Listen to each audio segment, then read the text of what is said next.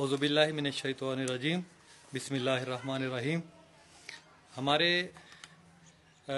Programme का जिसका उन्वान था इनकलाबी और यकसा निज़ाम तालीम का मुख्तसर खाका, उसका चौथा हिस्सा आपकी खिदमत में पेश है।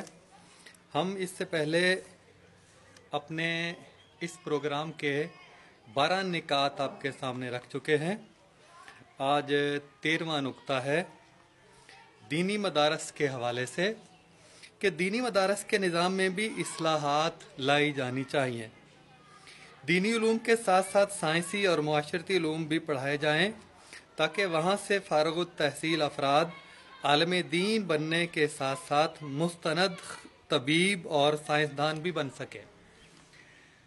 एक ज़माना ऐसा था कि हमारे अक्सर उलमा आलम बनने के साथ साथ तबीब भी हुआ करते थे।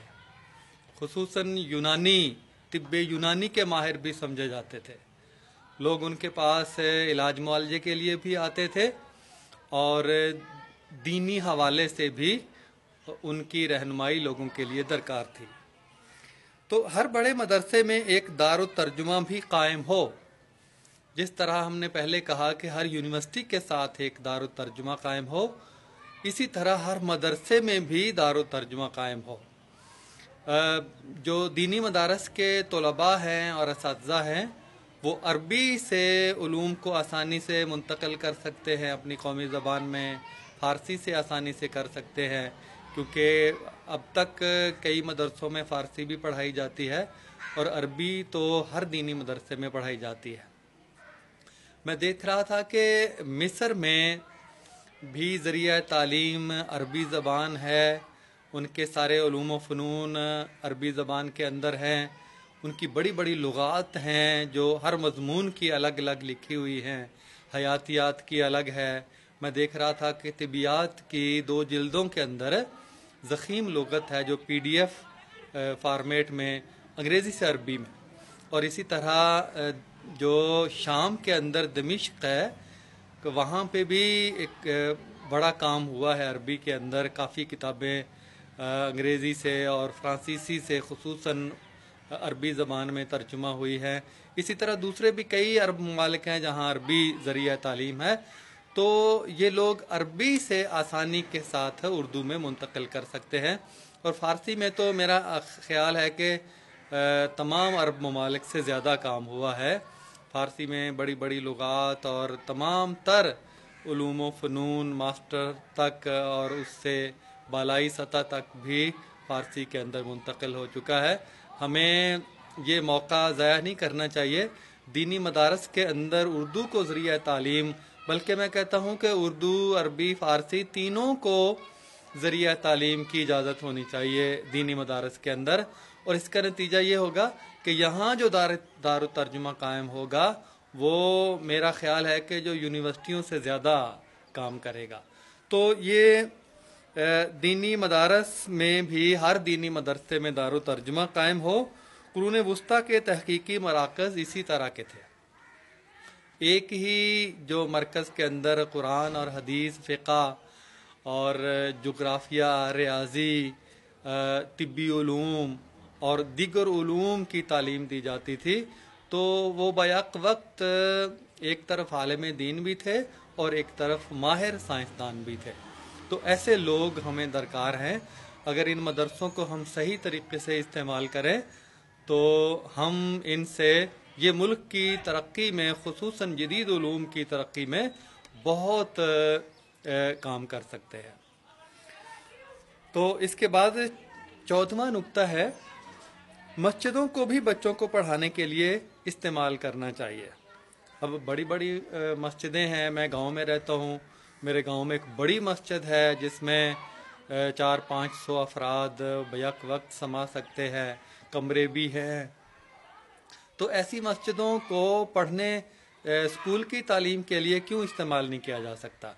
बेशक जो शाम की जो क्लासें हैं 1-2 बजे के बाद हुकूमत कर रही है, मुख्तलिफ स्कूलों के अंदर शाम की क्लासें भी शुरू कर रही है, तो मदरसों में सुबह की खुसूसन सुबह से लेकर सुबह की नमाज से लेकर ज़ोहर तक मस्जिद फारिग होती है। तो इसको हम दीनी उलूम के साथ साथ ये दुनियावी उलूम जिन्हें कहते हैं, ये हमारी तकसीम है। ये दीनी और दुनियावी की तो तकसीम का मैं ख़ास तौर पे कायल नहीं हूँ। ये जिस तरह से हमें दीनी उलूम सीखने चाहिए, उसी तरह से साइंसी उलूम भी सीखने चाहिए। तो स्कूलों की कमी को पूरा करने के लिए सुबह शाम की क्लासें भी यहाँ पे लगाई जा सकती हैं।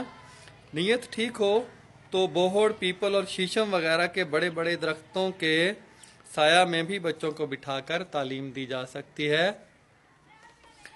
फर्नीचर ज़रूरी नहीं, सफ़ों और टाटों पर बैठकर बच्चे आसानी से पढ़ सकते हैं। टाट सिस्टम ख़त्म करके फर्नीचर का शोर मचाना हमारे सियासी शोबदाबाजों और कमीशन माफिया की लूट मार का ढोंग है, इसके अलावा कुछ और नहीं। जो लोग रोटी को तरसते हैं, इन्हें टाटों पर बिठा के ही पढ़ाना मुमकिन है।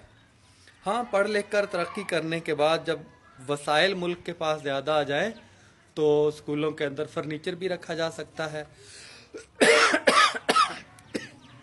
हमारे पिछले 20 सालों के अंदर मेयार के नाम पे, मेयारी तालीम के नाम पर टाट सिस्टम को खुसूसन ख़त्म किया गया है और उसके साथ साथ तख्ती स्लेट भी ख़त्म कर दी गई है, जिसका नतीजा ये हुआ है कि बच्चे दस्ते और कापियाँ महंगे, हर एक गरीब बच्चा भी हज़ारों रुपए की माहाना कापियाँ, कागज़ और दस्ते इस्तेमाल करता है, जो बिल्कुल ही बच्चों पर एक बहुत ज़्यादा अज़ाफ़ी बोझ डाल दिया गया है।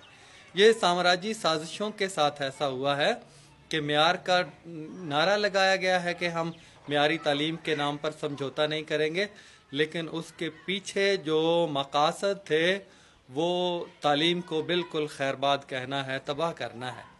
उसके साथ साथ मुफ्त किताबों में भी जो निसाब है वो जब तक तबाह नहीं कर दिया गया, उस वक्त तक किताबें मुफ्त नहीं दी गई। ये भी ढोंग है कि एक बच्चा 200-400 रुपए की साल के अंदर किताबें क्यों नहीं खरीद सकता। मुफ्त किताबें देना, या सारे बच्चे ही किताबें नहीं खरीदने की सलाहियत नहीं रखते, 2-4-10% ऐसे होंगे जो नहीं रखते, उनको तो दी जा सकती है। बाकियों को किताबें देना, ये दरअसल ये साम्राज्यी इमदाद के साथ ऐसा शुरू किया गया है और उस वक्त तक नहीं शुरू किया गया जब तक ये साइंस का निसाब, उसमें उर्दू इस्तिलाहात ख़त्म करके अंग्रेज़ी इस्तिलाहात लाई गई हैं और जिनका पढ़ना पढ़ाना, लिखना पढ़ना, समझना सब कुछ मुश्किल, और अंग्रेज़ी की बजाते ख़ुद किताब ऐसी है कि जो बच्चों की ज़हनी सतह से बहुत ज़्यादा बुलंद है। बच्चे सिर्फ उसको रट्टा ही लगाते हैं। ट्यूशन जो है वो छोटे छोटे बच्चे पढ़ने के लिए जाते हैं। ये एक अज़ाफ़ी बोझ डाल दिया गया है। मुफ्त किताबें नहीं है, मुफ्त किताबों के साथ साथ ये जहर है मुफ्त किताबों का, जो नई नस्ल में एक ख़ास अंदाज से एक इश्तिहारबाजी की मुहिम के साथ उनके ज़हनों में डाला गया है। तो ये इसी तरह बच्चों के ये डेस्क हैं, ये टाट सिस्टम ख़त्म कर दिया गया है। बच्चे आसानी से टाट के ऊपर बैठ सकते हैं। जिनको रोटी बेचारों को मुश्किल से खाने को मिलती है, उनके लिए आप कहें कि हम बैठने के लिए उनको ये और पीने के लिए उनको मिनरल वाटर देंगे, तो इस तरह से मेयार कायम हो जाएगा। ये सब हमाकतें हैं और अनपढ़ कौम को बेवकूफ़ बनाने के तरीक़े हैं। और इसमें कमीशन माफिया भी आया है, जो टाट सिस्टम ख़त्म करके डेस्क वगैरह आए हैं, उनमें कई ऐसे केसेस भी सामने आए हैं जिनसे हमारे मकामी जो अफसरान हैं वो मिले हुए होते हैं कि महंगे दामों डेस्क ख़रीदे गए हैं और 10-10 हज़ार के, जबकि बाज़ार से वही डेस्क 3 से 4 हज़ार तक आसानी से बनवाए जा सकते थे। तो इसके बाद है 15वां नुक्ता कि तमाम तर मुकाबले के इम्तहानात उर्दू में लिए जाएंगे, ये लिए जाने चाहिए। इससे क्या होगा कि इससे मोची और नाई और ये पेशे भी बाकी पेशों की तरह काबिल एहतराम हैं हमारे लिए, लेकिन मैं कहता हूँ कि इन पेशों से वाबस्ता गरीब लोग भी आसानी से, उनके बेटे भी आला ओहदों पर आसानी से पहुँच सकेंगे। مجھے یہ بتائیں کہ یہ جو CSS کا یا مقابلے کا امتحان دے کر جو افسر بنتے ہیں وہ انگریزی کہاں استعمال کرتے ہیں؟ عام لوگوں کے ساتھ تو ان کو بات کرنا ہوتی ہے پنجابی میں، سرائکی میں، پشتو میں، اردو میں، لیکن امتحان وہ سارا دے کے آتے ہیں انگریزی میں۔ صلاحیت ان کی ساری صلاحیت کی جانچ پڑتال ایک انگریزی زبان میں کی جاتی ہے، جبکہ انہوں نے آگے کام کرنا ہے مقامی زبان کے اندر یا قومی زبان کے اندر۔ یہ تو ایسی بات ہے کہ کسی کو بھوک لگی ہو تو اس کی بھوک مٹانے کے لیے اس کے پاؤں میں جوتا پہنا دیا جائے اور کہا جائے کہ جاؤ تمہاری بھوک کا علاج ہو گیا ہے، تو ظاہر ہے بھوک کا علاج روٹی دی جائے گی تو ہوگا۔ ضرورت کس چیز کی ہے اور سکھائی کیا کون سی چیز جا رہی ہے، یہ المیہ ہے ہمارا۔ اور اسی طرح یہ مجھے یاد آیا کہ کاروبار جو کرتے ہیں ہمارے ملک کے اندر کتنے فیصد کاروبار انگریزی میں ہوتا ہے؟ 1% بھی نہیں۔ لیکن جو بزنس ایڈمنسٹریشن کے کورسز، بزنس مینجمنٹ کے کورسز، بزنس ایجوکیشن وغیرہ وغیرہ سارے کورسز انگریزی میں کروائے جاتے ہیں۔ کاروبار اور زبان میں ہوتا ہے لیکن پڑھائی کسی اور زبان میں ہوتی ہے۔ یہی تعارض، یہی تضاد ہے ہمارے ملک کے اندر جو پیدا کیا گیا ہے، جو مسائل کی جڑ ہے۔ یہ تضاد ختم ہو جائے تو لوگوں کو سمجھ آئے علوم و فنون کی، وہ بہتر انداز میں کاروبار کو سمجھ سکے اور عملی زندگی میں کاروبار کر بھی سکے۔ تو یہ مقابلے کے امتحان، ان امتحانات کو انگلش میں لینا ملک کے 99% لوگوں کو آگے آنے سے روکنے کے مترادف ہے۔ اس کے علاوہ پھر دیکھیں اسپوکن انگلش اور انگریزی ذریعہ تعلیم کے پاگل پن کو جب تک ختم نہیں کر لیا جاتا اور اس کو اپنی زبان میں نافذ نہیں کر دیا جاتا، یہ تحقیق کاروں، یہ سب وطن عزیز میں سب سے زیادہ تنخواہ جو ہے وہ تحقیق کرنے والے لوگوں کو ملنی چاہیے۔ تخلیق کار، تحقیق کار جو نئے جو علوم و فنون کو منتقل کرے۔ اور اسی طرح وطن عزیز کا عدالتی نظام قومی اور صوبائی زبانوں میں ہو، اس سے انصاف کی فراہمی آسان ہوگی اور انگریزی میں لکھے ہوئے عدالتی فیصلے، آپ کو پتہ ہے کہ جو چٹھی آتی ہے فیصلے کی، اس کو پورے کے پورے گاؤں سمجھنے سے قاصر ہوتے ہیں۔ اور اسی طرح جو یہ محکمے ہیں صوبائی محتسب کے اور یہ واپڈا کے، ان سے متعلق کیسز آتے ہیں، وہاں ہم دیکھتے ہیں کہ لوگ بیچارے مارے پھرتے ہیں کہ کسی پڑھے لکھے کے پاس جائیں اور وہ ان کو سمجھا کر بتائے کہ اس میں کیا لکھا ہوا ہے۔ یہ میں کہتا ہوں کہ یہ جہالت سے بھی بدتر کوئی لفظ ہے، جہالت سے بھی زیادہ جہالت کے معنی دینے والا کوئی لفظ ہے تو وہ ان کے لیے استعمال کرنا چاہیے کہ ججوں کا دماغ کس طرح خراب ہوا پڑا ہے، ان کے دماغ کے اندر یہ بات کیوں نہیں آتی کہ جو وہ فیصلہ دے رہے ہیں اسے 99% لوگ نہیں پڑھ رہے ہیں۔ ابھی آسیہ بی بی کا کیس آیا تھا ایک سال پہلے، تو وہاں جو ثاقب نثار صاحب نے جو چیف جسٹس تھے خاص طور پہ کہا تھا کہ اس فیصلے کو ہم اردو میں دے رہے ہیں تاکہ عام لوگ سمجھ سکیں، تو باقی فیصلے آپ انگریزی میں دیتے ہیں تاکہ عام لوگ سمجھ نہ سکیں۔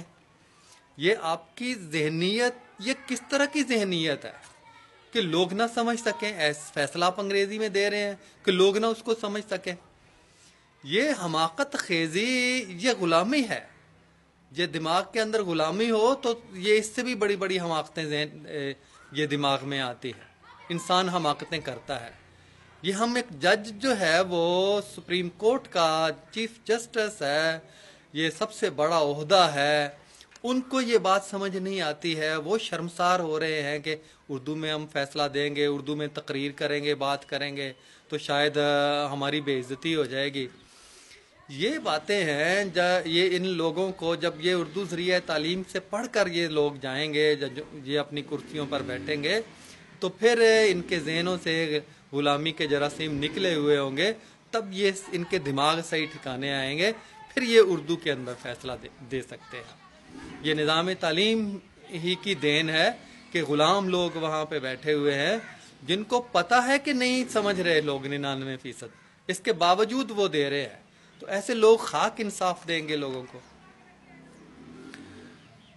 تو اس کے علاوہ دیکھیں کہ 16واں نقطہ کہ بازار میں مختلف قسم کے بینر اور اشتہاری بورڈ صرف اردو یا مقامی زبان میں لکھنے کی اجازت ہو تاکہ قومی زبان قومی تفاخر کا ذریعہ بھی بنے۔ یہ بورڈ بڑے بڑے شہروں میں، اسلام آباد میں دیکھ لیں، لاہور کے گلبرگ کے علاقے میں، یا جہاں لوگ پڑھے لکھے زیادہ ہیں وہاں پہ بورڈ دیکھ لیں، سارے انگریزی میں لکھے گئے ہیں۔ یہ انگریز، یہ امریکہ، برطانیہ، یہ ترقی یافتہ ملکوں میں چلے جائیں، کسی دوسری زبان میں آپ کو بورڈ نظر نہیں آئے گا۔ آپ چائنا میں چلے جائیں، آپ ترس جائیں گے کسی دوسری زبان میں لکھے ہوئے بورڈ کو پڑھنے کے لیے۔ تو وہ قومیں وہ اپنی زبان کے اوپر فخر کرتی ہیں، وہ اپنے آپ کو آزاد سمجھتی ہے۔ یہ جب تک یہ نہیں ہوگا اس وقت تک ہم آزادی نہیں ہے، ہم نے آزادی حاصل نہیں کی ہے ابھی تک۔ جب تک تعلیم کا شعبہ، زبان جب تک اپنی نہیں ہوگی اس وقت تک آزادی نہیں ہوگی۔ اس کو ہی سامراج بھی ہتھیار کے طور پہ استعمال کر رہا ہے، اور ہمارے وڈیرے بھی اس کو ہتھیار کے طور پہ استعمال کرتے ہیں، لوگوں کو ان پڑھ رکھ کے ان کے اوپر حکومت کی جائے۔ 17واں نقطہ ہے کہ غیر ملکی امداد پر ہر قیمت پر پابندی لگائی جائے، کیونکہ غیر ملکی امداد ایسی پالیسیوں کے ساتھ مشروط ہوتی ہے جو بالآخر قوم کو جاہل اور گنوار بنا کر رکھ دیتی ہے۔ یہ ہم دیکھتے ہیں کہ یہ ہم جتنا رونا رو رہے ہیں یہ سارا بیرونی این جی اوز کا ہے۔ یہ مشرف کو عدالت نے پھانسی کا حکم سنایا ہے، تو میں تو کہتا ہوں کہ وہ اور مد میں ان کو پھانسی کا حکم سنایا ہے۔ جو این جی اوز کی بھرمار کر دی ہے، جو نظام تعلیم اور نصاب اور ٹیکسٹ بک بورڈ اور سارے تعلیم کے ادارے جو ہے وہ غیر ملکی این جی اوز کے حوالے کر دیے ہیں، اس پر بھی ان کو اس غداری کے پر بھی مقدمہ قائم ہونا چاہیے۔ اور بعد میں آنے والے جتنے حکمران ہیں، چاہے وہ نون لیگ ہوں، پیپلز پارٹی کے ہوں، سب کے اوپر مقدمے چلنے چاہیے اور ان سب کو پھانسی کی سزا دی جانی چاہیے۔ پھانسی کی سزا بہت کم ہے، کیونکہ پیسے لے کر اپنا نظام تبدیل کرنا یہ غداری کی بدترین قسم ہے، اور اس سے پھانسی سے کوئی کہیں اوپر سزا ان کو ملنی چاہیے تھی۔ ان کو تو مینار پاکستان کی چوٹی پہ کھڑا کر کے ان کو 1000 دفعہ 10,000 دفعہ گرانا چاہیے، تاکہ نیچے گرے اور ان کی ہڈیاں اور ان کے جسم کا جو ماس ہے وہ ذرہ ذرہ ہو جائے اور ریزہ ریزہ ہو کر فضا میں بکھر جائے، نادیدہ ذرات کی صورت میں ان کا وجود ختم ہو جائے۔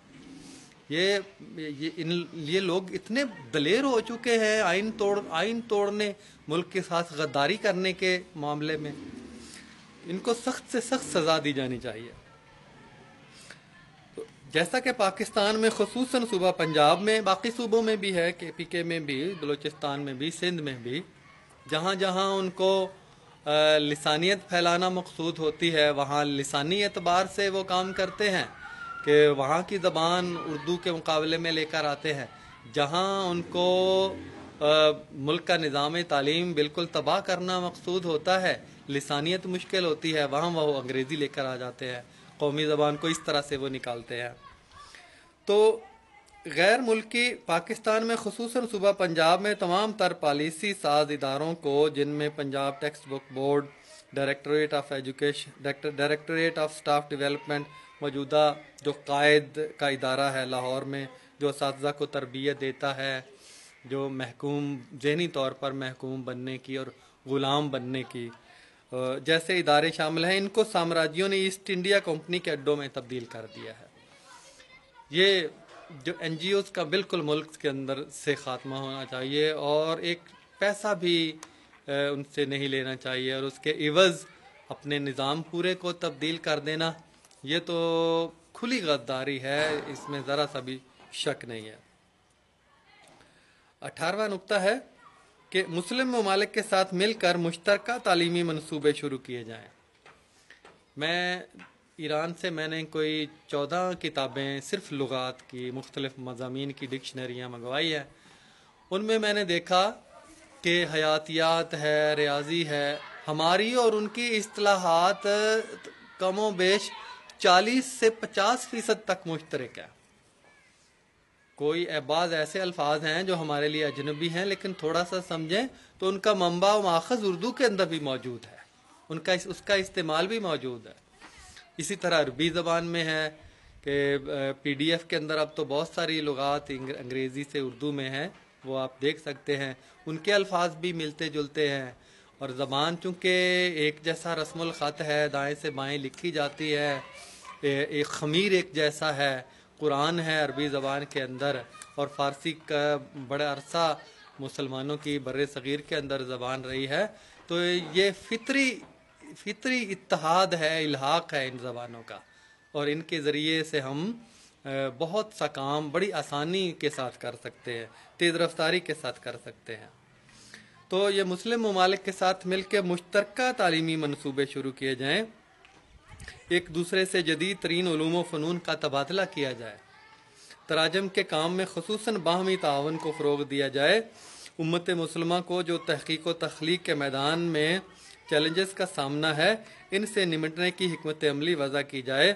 مسلم ممالک میں تراجم کے اعتبار سے ایران میں ہونے والا کام ہمارے لیے قابل تقلید ہے۔ تمام شعبہ جات کی جامع لغات اور ان کی مدد سے تمام تر علوم و فنون کو فارسی میں تیزی سے منتقل کیا جا رہا ہے۔ الفاظ و اصطلاحات کا فطری اشتراک ہمیں اردو میں علوم و فنون کو منتقل کرنے میں بہت معاون ثابت ہو سکتا ہے۔ اللہ تعالیٰ نے خصوصاً عرب ممالک کو اتنی دولت عطا کی ہے، لیکن میں برملا کہتا ہوں کہ عقل ساتھ نہیں عطا کی۔ ان کا نظام ایسا ہے کہ وہ تعلیم کے اندر بہت پیچھے ہیں، تحقیق کے اندر بہت پیچھے ہیں، حالانکہ ان کے پاس بہت وسائل ہے کہ ان کی کتابیں، ان کی عربی کے اندر لکھی ہوئی اتنی ہونی چاہیے جدید علوم و فنون کی کہ انگریزی سے آگے چلے جانا چاہیے۔ ان کا ماضی عربی کے اندر جو ایک دور ایسا گزرا ہے جس میں سارے علوم و فنون کا عربی میں ترجمہ کر لیا گیا تھا، تو وہ لیکن حکمران ہیں کہ وہ عیاش ہیں، ان امریکہ کے اڈے ہیں ان ملکوں کے اندر، ان کو سوچ ہی ایسی نہیں ہے۔ تیل کی دولت اگر اللہ تعالیٰ نے نہ دی ہوتی تو شاید یہ لوگ سوچتے کہ ہمیں اپنے وسائل خود پیدا کرنے ہیں، اپنے پاؤں پہ کھڑے ہونا ہے، نہ اسلحہ دوسروں کا، اور ان کا بس نہیں چلتا مورچوں میں بھی اے سی لگوا لیں۔ تو یہ لمبا موضوع ہے۔ تو یہ مسلم ممالک کے ساتھ مل کے جو جدید ترین علوم و فنون کا اشتراک ہے اس کے ساتھ کام کرنا چاہیے۔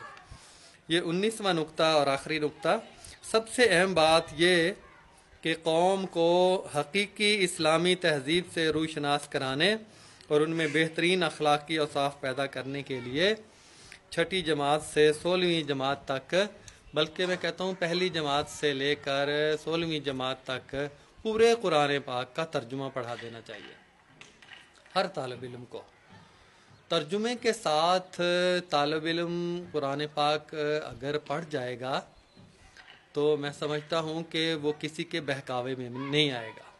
ہمارا معاشرہ مختلف فرقوں میں بٹا ہوا ہے، شاید ہی کوئی آدمی ایسا ہوگا کہ جو کہے کہ میں تو صرف مسلمان ہوں، بلکہ اکثریت آپ کو کہے گی کہ میں شیعہ ہوں، میں سنی ہوں، میں بریلوی ہوں، میں دیوبندی ہوں، میں اہل حدیث ہوں، مکتب فکر سے تعلق رکھنے والا۔ تو ان کے چنگل سے نکلنے کا واحد طریقہ یہ ہے کہ لوگوں کو خود یہ پڑھایا جائے گا، اور پھر جہاں ہم دیکھتے ہیں کہ یہ بد اخلاقی اور اخلاقی زوال کا شکار ہے ہمارا معاشرہ اور ہمارا نوجوان، اور اس کو اگر خود وہ قرآن پاک پڑھتا ہے، ترجمے کے ساتھ پڑھتا ہے، تو میرا خیال ہے کہ ان سارے مسائل کا کافی حد تک حل مل جائے گا۔ اور جس طرح سے عمران خان ہمارے وزیر اعظم پاکستان وہ کہتے ہیں کہ یونیورسٹیاں ایسی یونیورسٹی ہو جس میں اسلامی علوم پر تحقیق ہو، سیرت پر تحقیق ہو، کہ حضور پاک صلی اللہ علیہ وسلم نے اتنی تیزی کے ساتھ اسلامی معاشرہ کیسے قائم کر لیا تھا۔ تو اسی سے ملتا جلتا یہ بھی نقطہ ہے کہ یہ ہمارا دینی فریضہ بھی ہے، ہم اپنے بچوں کو قرآن پڑھنے کے لیے مسجد میں بھیجتے ہیں، لیکن اگر نصاب کا حصہ بنا دیا جائے گا، ان 16 سالوں میں اسے قرآن مجید ترجمے کے ساتھ پڑھا دیا جائے گا، امتحان لیا جائے گا اور اس کے نمبر ہوں گے، تو میرا خیال ہے کہ بہت بڑی تبدیلی ہمارے نوجوان کے اندر پیدا ہو جائے گی، جس کا ہمارے ملک کو فائدہ ہوگا اور ہماری نسل ایک تہذیب یافتہ نسل جو ہے وہ ایک قوم بن کر نکلے گی۔ تو قومی یکجہتی اس سے پیدا ہوگی، ایمان کی پختگی جیسی بے شمار لازوال نعمتیں حاصل ہوں گی۔ اور آخر میں یہ حرف آخر کے طور پر چند جملے لکھے ہوئے جملے ہیں، میں پڑھ دیتا ہوں کہ مذکورہ بالا اقدامات میں یقیناً مختلف زاویوں سے ترمیم و اضافہ اور بہتر تجاویز ممکن ہیں، مگر یہ ناچیز پورے وثوق کے ساتھ کہتا ہے کہ ان پر عمل کرنے سے پاکستان کے اندر پاکستان زیادہ نہیں تو 20 سالوں میں سپر طاقت بن سکتا ہے،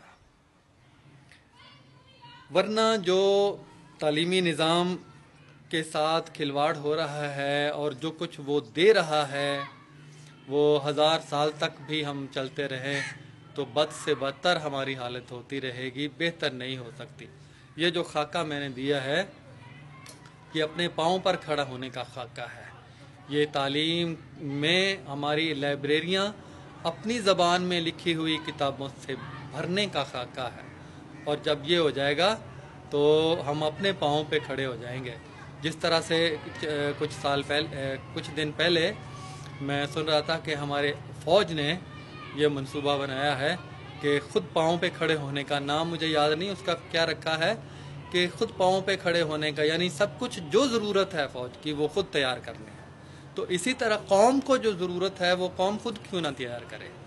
تو جس قوم نے بھی یہ منصوبہ بنایا ہے خود سب کچھ تیار کرنے کا، وہ ایک نہ ایک دن ترقی کی منزلوں کو ضرور چھو کر دم لیتی ہے۔